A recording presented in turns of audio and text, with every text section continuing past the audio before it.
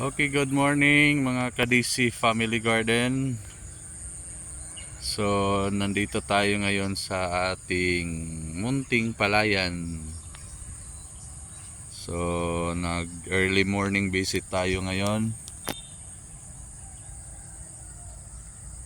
Tiningnan natin kung ano na po ang update sa ating tanim na palay.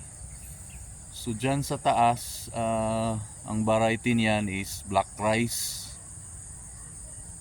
Black rice po yan, nasa ano lang, mga 0.3 hectare yung tanim natamnan na area. At saka dito ang variety nito is yung 160 na variety. So mag 2 buwan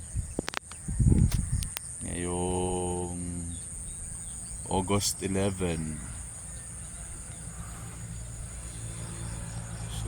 So far maganda naman ang tubo ng ating mga tanim na palay. So ito na po yung ating tanim. Yon.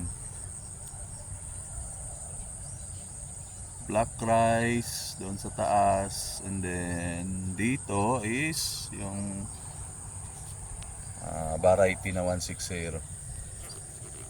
So thank you for watching.